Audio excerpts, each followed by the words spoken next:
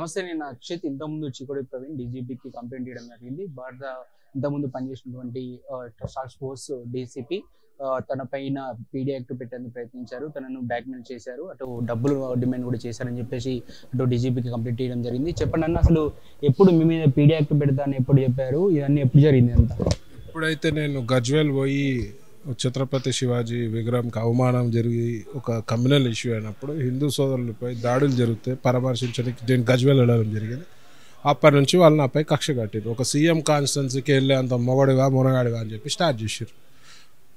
Casino విషయంలో కూడా మిమ్మల్ని ఇబ్బంది పెట్టే ప్రయత్నం ఏమైనా చేశారా? అంటే ఫోన్ ట్యాపింగ్ వల్లనే ఈ ఇష్యూ బయటకు వచ్చిందా? లేదు, ఫోన్ ట్యాపింగ్ వల్ల కాదు. వాళ్ళ మంత్రులు, ఎమ్మెల్యేలు నేను ఎవరితో టచ్లు ఉన్నా, ఏం చెప్తున్నా, ఏమవుతుందా అనే ఒక భయంతో వాళ్ళు నా ఫోన్ ట్యాప్ చేసి పెట్టారు. ఇంకా అంటే చాలా మంది బీజేపీ నాయకులు కూడా ఫోన్ ట్యాపింగ్ చేశారని చెప్పేసి ఆరోపణలు వస్తున్నట్టు బండి సంజయ్ది, రఘునందన్ రావుది, ఇంకా ఎంతమంది చేశారు మీ నాయకులే?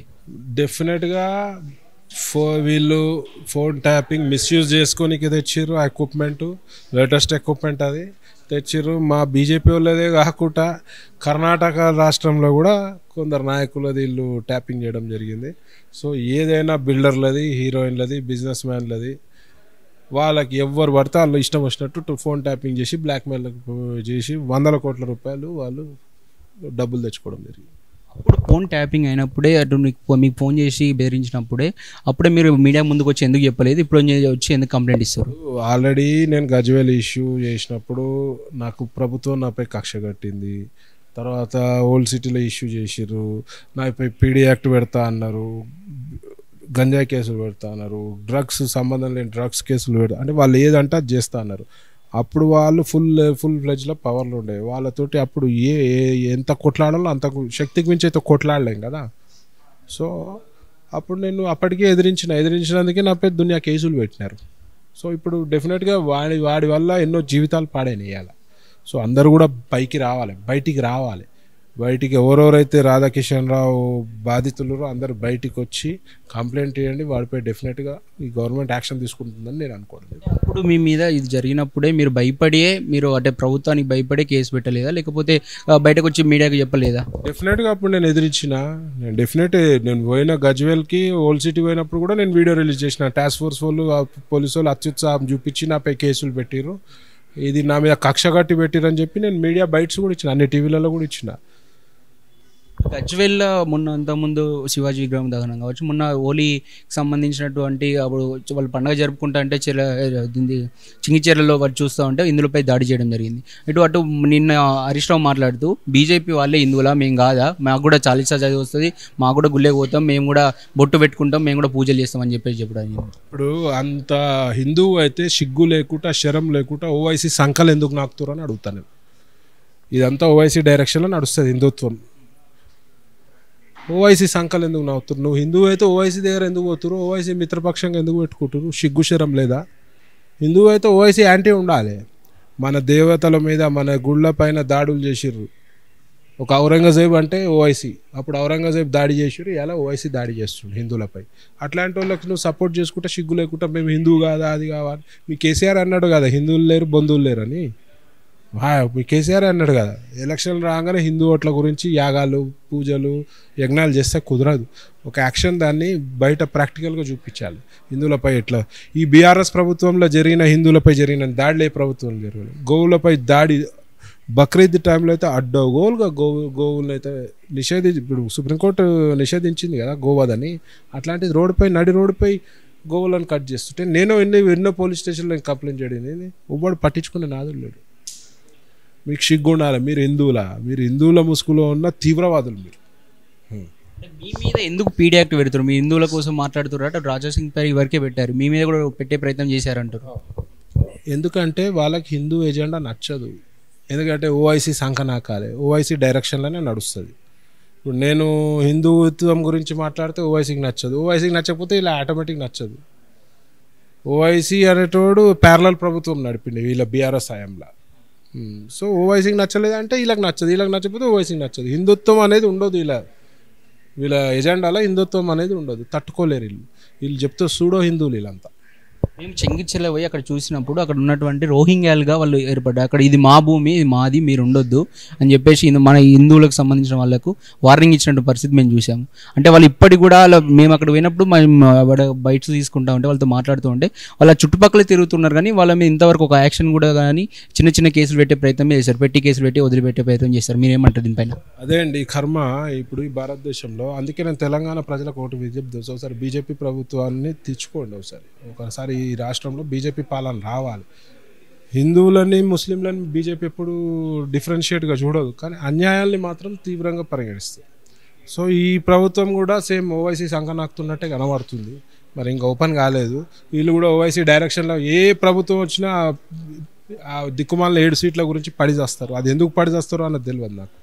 సో ఓవైసీని టోటల్గా వీళ్ళంతా ఏ రోహింగ్యాలు కానీ ఎవరున్నా ఓవైసీ ప్రాబల్యంతో ఉన్నారు. వాళ్ళంతా ఓవైసీ అండతోటే ఉన్నారు.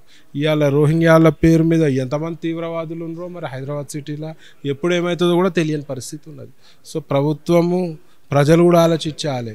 ప్రభుత్వం కూడా దీనిపై కఠిన చర్య తీసుకోవాలి. రోహింగ్యాల పైన ఎవరు ఉన్నారో, ఏమున్నది, ఏమవుతుంది, అసలు కరెక్ట్ కార్డులు ఉన్నాయా, కరెక్ట్ బయటోడు ఉండా, పాకిస్తాన్ వాడు ఉండా, బంగ్లాదేశ్ వాడు ఉన్నాడు కూడా తెలియని పరిస్థితి. ఓల్డ్ సిటీ అయితే పోతే లోపల పోయి చెక్ చేసే పరిస్థితి లేదు. మరి ఇట్లా లా అండ్ ఆర్డర్ కంట్రోల్ చేయాల్సిన బాధ్యత ప్రభుత్వాలు. ఎందుకు కాంగ్రెస్ పార్టీ ఉన్న చోటనే మొన్న చాలీసా చదువుతుంటే అక్కడ దాడి చేయడం కర్ణాటకలో చూసాము, ఇప్పుడు చెంగిచెర్లలో చూసాము. ఇలాంటి కాంగ్రెస్ పార్టీ ఉన్న దగ్గర ఇలాంటివి జరుగుతూ ఉన్నాయి. ఇప్పుడు బీఆర్ఎస్ హయాంలో కూడా చాలా జరిగినాయి. కాంగ్రెస్ పార్టీ ఇప్పుడు ఒకటే ధైర్యం, ఏమన్నా అయితే ఉల్టా హిందువులపైన కేసులు పెడతారు. తప్పులు హిందువులపైనే. ఇప్పుడు గజ్వేల్ ఇష్యూ అయినప్పుడు కూడా ఆయన మీదనే పెట్టిర్రు. నేను పోయి పరామర్శించడానికి పోయినా, నేనేం కమ్యూనల్ గురించి కూడా గొడవలు చేసింది లేదు, ఒక కాంట్రవర్షియల్ స్పీచ్ ఇవ్వలే, నా మీదే కేసులు పెట్టిరు. వాళ్ళకేమన్నా కాగానే ఈ ఓవైసీలు ఇద్దరు అన్నదమ్ములు ఉరికొస్తారు. ఓవైసీలను చూసి ప్రభుత్వానికి కూర్చోబడతారు. బీఆర్ఎస్కి అయినా సరే, కాంగ్రెస్కి అయినా. మరి ఎందుకు ప్రజలు ఆలోచించాలి ఓట్ల విషయం ముందు. ఇప్పటికైనా ఇప్పుడు మోదీ గారు ఉన్నందుకు ఈ పక్క దేశాలు, పాకిస్తాన్ లాంటి ఉగ్రవాద దేశాలు భయంలో ఉన్నాయి, చైనా లాంటి దేశాలు భయంలో ఉన్నాయి. ఇవాళ మోదీ గారికి ఎందుకు ఓటేయాలో అదొక కారణం చాలు. ప్రపంచ దేశాన్ని ఒక కంట్రోల్లో పెట్టినాడు మోదీ గారు. మీరు కూడా జైరాబాద్ నుంచి టికెట్ ఆశించారు, ఇప్పుడు మీకు టికెట్ రాలేదు, మీరు ఏమంటారు దీనిపైన? ఆల్రెడీ అక్కడ నుంచి ఉన్న సిట్టింగ్ ఎమ్మెల్యే రావడం జరిగింది, దానివల్ల టికెట్ రాలేదు. అయినా కూడా మేము బాధపడ్డది ఏం లేదు. మేము అంతా మనస్ఫూర్తిగా మోదీ గారికి, బీజేపీ పార్టీకి పనిచేస్తాం. మా లక్ష్యము కేంద్రంలో 400 పైన సీట్లు రావాలి, రాష్ట్రంలో కూడా అత్యధిక సీట్లు రావాలి. నెక్స్ట్ 5 ఏళ్లలో మేము ఈ ప్రభుత్వాన్ని ఇక్కడ తెలంగాణలో మేము బీజేపీ ప్రభుత్వాన్ని తేబోతున్నాం. బీజేపీ ఎన్నికి అంటే మీరు ఎన్ని చెప్తారు, ఎన్ని వస్తాయి అనుకుంటారు బీజేపీకి తెలంగాణలో? అన్నట్టుగా ఒక మ్యాజిక్ ఫిగర్ తోటి వస్తుంది, ఇక్కడ మంచి సూపర్ ఫిగర్ వస్తుంది. బీజేపీకి సాటిస్ఫై అయ్యే ఫిగర్ వస్తుంది. అంటే 400 సీట్లు గెలవడం వల్ల సెంట్రల్లో ఏం చేయబోతుంది బీజేపీ? డెఫినెట్గా మా పవర్ ఉంటుంది కదండి. ఏం చేసుడు కాదు, ఇవాళ 10 ఏళ్ళ నుంచి చేస్తూనే ఉన్నారు. ఇవాళ ఆర్టికల్ 370 కానీ, త్రిబుల్ తలాక్ కానీ, స్కీములు కానీ, ఎన్నో స్కీములు, 100 స్కీములు ఇస్తారు. తెలంగాణలో ఇంకా స్కీములు ప్రాపర్గా యూటిలైజ్ చేసుకుంటలేదు తెలంగాణ ప్రజలు. ఎలక్షన్లు అయిపోయినాక ఈ స్కీమ్ల గురించి కూడా ప్రజలలో వివరిస్తూ మోదీ గారు ఏం చేస్తారో చెప్పబోతుంది. చెంగిచెర్ల లాంటి ఇష్యూ చూసాం కదా, దానివల్ల చాలా ఎఫెక్ట్ అయిన, ఇందులో కొంచెం ఇబ్బందికరంగా ఉంది. ఇప్పుడు ఈ టైంలో సిఏఏ ఎంత అవసరం ఉంది భారతదేశానికి? డెఫినెట్గా అవసరమే. ఏదైనా సరే మోదీ గారు, బీజేపీ ప్రభుత్వము పౌరుల యొక్క భద్రత, ఈ భారతదేశ ఫ్యూచర్ బాగుండాలి అనుకుంటే ఒక సూపర్ పవర్గా దిశగా పోతున్నాం. కాబట్టి ఇంకా కూడా సుప్రీం కావాలంటే మీరు మోదీ గారు కోటేయాలి. మోదీ గారు ఏది ప్రవేశపెట్టినా నిస్వార్థంగా ప్రజలకి, ముఖ్యంగా పేదలకు మంచి జరిగే స్కీములతోటే వస్తారు. మతం కోసమే పనిచేస్తుంది బీజేపీ, మతాన్ని అద్దం పెట్టుకొని రాజకీయాలు చేస్తుంది అంటే మీరు దీనికి ఏం ఆన్సర్ ఇస్తారు? మతం కోసమే పనిచేస్తే ట్రిపుల్ తలాక్ చట్టం అయితే మేము చేయము కదండి. ఇలా ముస్లిం సోదరులు మనలో ఎవరైతే ఉన్నారో ఆయనకి అర్ధరాత్రి ఫోన్లో కూడా అటు తలాక్ తలాక్ తలాక్ అని చెప్పి వాడు వాళ్ళకు ఒక భరోసా లేని జీవితం ఉండే ముస్లిం మహిళది. ఇవాళ మోదీ గారు వచ్చి ఒక ఆసరా, ఒక భరోసా ఇచ్చినారు. మేము మతం కోసం పనిచేస్తే మీ గురించి ఆలోచించే పని లేదు కదా. మోదీ గారికి హిందూ ముస్లిం అనేది కాదు, ఆడ ప్రజలు సుభిక్షంగా మంచిగా ఉండాలని చెప్పి కోరుకునే మనిషి మోదీ గారు. సో బీజేపీ ప్రభుత్వము, బీజేపీ పార్టీ ప్రజల శ్రేయస్సు కోసమే పనిచేస్తుంది. బీజేపీకి కంప్లైంట్ ఇచ్చారు, మీకు న్యాయం జరుగుతుంది అనుకుంటారు ఈ ప్రభుత్వంలో? నేను 50-50లో ఉన్నా. రేవంత్ రెడ్డి గారు చెప్పినారు కదా ఎలక్షన్ ముందు, మా ప్రభుత్వం వస్తే మేము అన్నీ కూడా స్కీములు వీళ్ళ స్కామ్లన్నీ బయటికి తీస్తామని. కొంచెం హోప్ ఉన్నది, మరి చూడాలి. మరి ఇది కూడా చేయలేకపోతే మాత్రం మాటల ముఖ్యమంత్రిగా మిగిలిపోతారు. ప్రజల నుంచి అయితే మన్ననలు అయితే పొందరు. ప్రజల నుంచి టోటల్గా నెగిటివ్ యాంటీ అవుతారని చెప్పి నేను చెప్తున్నా. మీకు చిత్తశుద్ధితోటి ఈ యొక్క కేసుని కూకటి వేర్లతో సహా బయటికి తీసి ఎవరైతే ఉన్నారో వాళ్ళందరినీ చేయాలని చెప్పి చెప్తాను.